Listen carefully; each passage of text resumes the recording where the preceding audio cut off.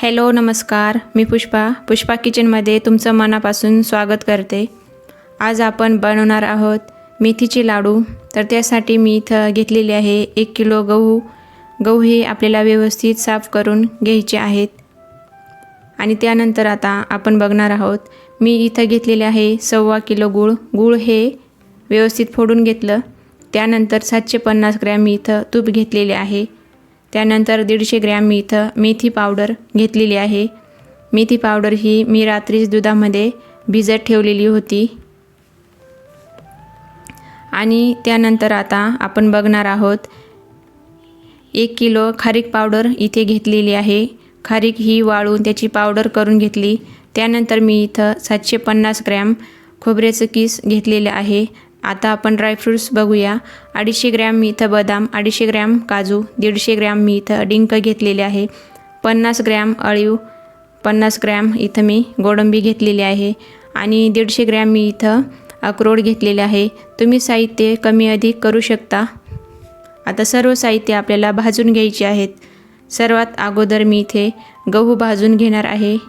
आपल्याला गहू भाजायला थोडा वेळ जास्त लागू शकतो आणि कमी गॅसच्या फ्लेमवरच आपल्याला गहू हे भाजून घ्यायचे आहेत, कारण एकसारखे भाजले जातात। मला इथे 15-20 मिनिट लागले होते आणि व्यवस्थित असे भाजून घ्यायचे आहेत आपल्याला गहू भाजले हे कसे समजायचे, तर घरभर त्याचा वास दरवळतो आणि त्यानंतर रंग देखील बदलतो। आणि आता त्याच कढईमध्ये मी खोबऱ्याचं किस भाजून घेणार आहे। तुम्ही इथं तेल किंवा तूप देखील वापरू शकता भाजताना।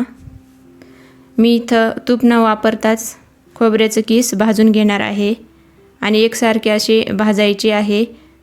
असे गोल्डन रंगावर येईपर्यंत आपल्याला खोबऱ्याचं किस हे भाजायचं आहे।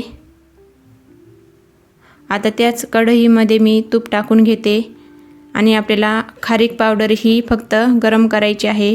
आपल्याला खारीक पावडर ही जास्त भाजायची नाही, फक्त गरम करायची आहे। त्यानंतर आता मी गोडंबी देखील त्याच पद्धतीने भाजून घेणार आहे। तुम्ही इथे तूप देखील काही पदार्थांना वापरू शकता। मी काही पदार्थांना तूप न वापरताच भाजलेले आहेत। इथं अळीव देखील मी फक्त गरम करून घेतलेली आहे आणि अक्रोड देखील मी इथं टाकून घेते कढईमध्ये आणि थोडं वरतून तूप टाकून घेते। त्यानंतर मी इथं घेतलेले आहे काजू देखील व्यवस्थित असे खमंग तुपामध्ये भाजायचे आहेत। अगदी रंग बदलेपर्यंत मी इथं भाजून घेतलेले आहे। व्यवस्थित असे खमंग लागतात। सर्व पदार्थ आपल्याला भाजून घेतले की लाडू टिकायला देखील मदत होते। त्यानंतर आपण बदाम देखील त्याच पद्धतीने भाजून घेणार आहोत। मी इथे थोडं तूप टाकून घेते आणि व्यवस्थित असे भाजून घेणार आहे बदाम देखील। आता मी इथं थोडं तूप वाढवणार आहे आणि असे थोडे करून आपल्याला डिंक देखील तळून घ्यायचे आहेत। डिंक अगदी कमी गॅसच्या फ्लेमवरच आपल्याला तळायचे आहेत। व्यवस्थित असे फुलले जातात एकसारखे, अगदी पॉपकॉर्नसारखे असे इथं फुललेले आहेत। आणि मी इथं एक मोठी पाटी घेतलेली आहे मिक्स करण्यासाठी। त्यात सर्वात अगोदर गव्हाचं पीठ मी इथं टाकून घेते आणि खारीक पावडर टाकून घेते। तुम्ही इथं गव्हाचं पीठ तुपात देखील भाजू शकता। आणि मी थोडं हाताने असं खोबऱ्याचं किस चुरून घेते, व्यवस्थित खाताना लागतं। आणि बाकी खोबऱ्याचं किस हे मी मिक्सरमध्ये बारीक करून घेते। तुम्ही तुमच्या आवडीनुसार कमी अधिक दळू शकता। अशी बारीक पावडर मी दळून घेतलेली आहे खोबऱ्याची। त्यानंतर बदाम देखील मी दळून घेते। मी बदाम आणि काजू हे थोडे जाड भरडच ठेवलेले आहेत, खाताना अशी दाताखाली व्यवस्थित येता म्हणून। काजू देखील मी भरडच करून घेते आणि बाकी पदार्थ हे मी बारीक करून घेतलेले आहे। काजू बदाम फक्त जाड भरड ठेवलेले आहेत। तुम्ही तुमच्या आवडीनुसार कमी अधिक दळू शकता। आणि जे राहिलेले पदार्थ आहेत ते देखील आपण आता इथं दळून घेणार आहोत। त्यात गोडंबी आणि अळीव मी एकाच वेळेस दळणार आहे। ती पण आपली दळून तयार आहे। आता आपण त्याच मिक्सरच्या भांड्यामध्ये डिंक दळून घ्यायचं आहे आपल्याला। एका बाजूला मी इथं कढईमध्ये थोडं जास्त तूप टाकलेलं आहे, कारण आपल्याला आता मेथीची पावडर आहे ती यामध्ये भाजून घ्यायची आहे। अगदी खमंग अशी भाजायची आहे मेथी पावडर। त्यातील ओलावा जाईपर्यंत आपल्याला मेथी पावडर ही तुपामध्ये व्यवस्थित भाजायची आहे, कारण कडवटपणा हा मेथीचा कमी होतो, म्हणून आपल्याला तुपामध्ये ती व्यवस्थित खमंग होईपर्यंत कमी गॅसच्या फ्लेमवरच भाजायची आहे। मी इथं सर्व मेथी पावडर भिजवलेली ती काढून घेते आणि अशी व्यवस्थित खालीवर करून आपल्याला भाजून घ्यायची आहे। अगदी इथे बघू शकता, जसजशी भाजत जातो तशी ती अगदी सुटसुटीत मोकळी व्हायला लागते, अशी रवाळ दिसत आहे इथे बघू शकता।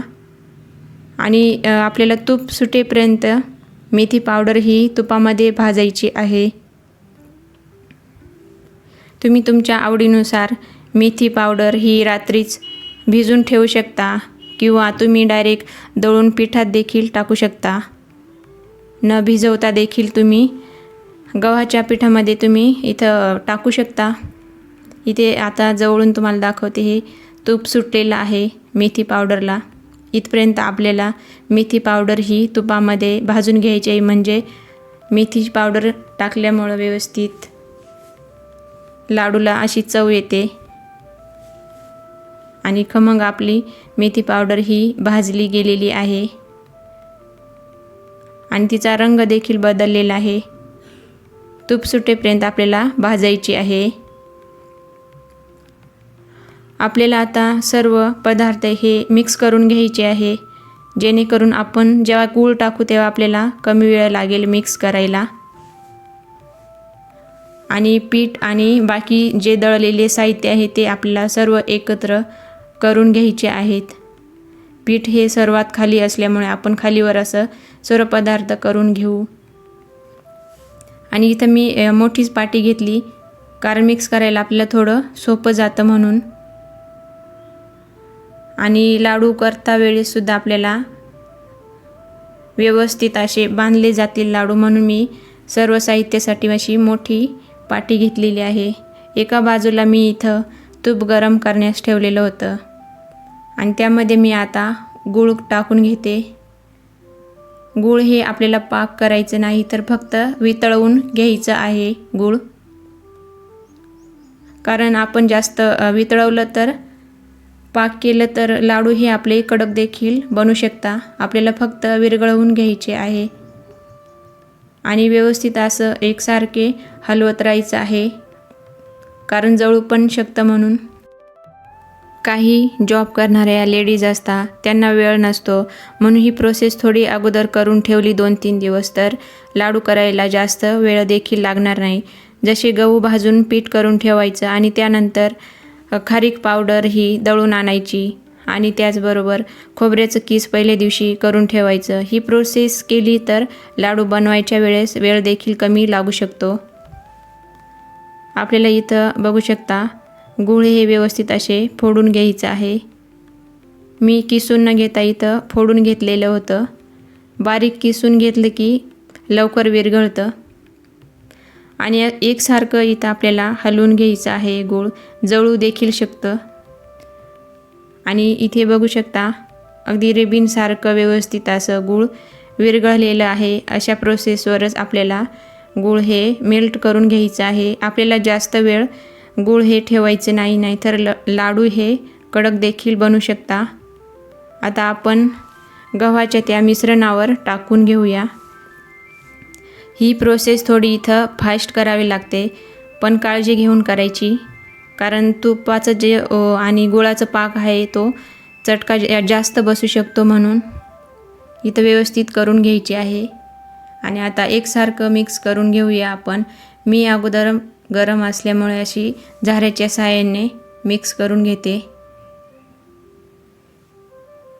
आणि थोडं कोमट होत आलं की मग आपण हाताने व्यवस्थित मिक्स करून घेऊया। मला इथे किचन ओट्यावर जमत नव्हतं, म्हणून मी पाटी खाली ठेवून व्यवस्थित अशी मिक्स करून घेणार आहे।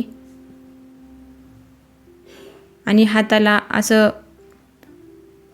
गरम हे सोसले जाईल तेव्हा आपण व्यवस्थित हाताने मिक्स करून घेऊया. आणि आता आपण लाडू करायला घेऊया. मी असं एका बाजूला दाबून ठेवलं म्हणजे गरम राहील जे आपलं मिश्रण आहे ते. आणि तूप हे तुम्ही कमी जास्त करू शकता, कारण इथं ड्रायफ्रूट्स हे असल्यामुळं जसजसे आपण लाडू वळत जातो तसं तेलकटपणा हे हाताला यायला लागतो. मी आता अशाच पद्धतीने सर्व लाडू लहान मोठे असे बनवून घेणार आहे.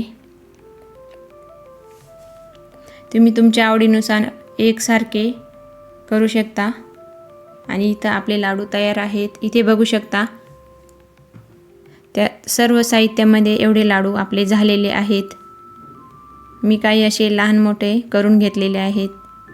तुम्ही मेथी पावडर 200 ग्रॅम देखील वापरू शकता. मी इथं 150 ग्रॅम वापरलेले आहे 1 किलो गव्हासाठी. बाकी साहित्य हे तुम्ही कमी अधिक करू शकता. तुम्ही तुमच्या आवडीनुसार साहित्य हे कमी अधिक करू शकता. तुम्हाला जास्त प्रमाणात लाडू बनवायचे असेल तर हे प्रमाण तुम्ही अजून वाढवून तेवढे लाडू करू शकता. आणि तुमच्याकडे कशा पद्धतीने लाडू बनवता नक्कीच कमेंटमध्ये कळवा. आणि माझी रेसिपी आवडली असेल तर नक्कीच लाईक, शेअर आणि कमेंट करायला विसरू नका. आणि सबस्क्राईब करा.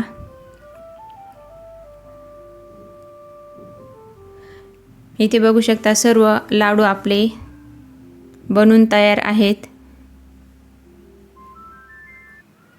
चला भेटूया पुढच्या रेसिपीमध्ये. तोपर्यंत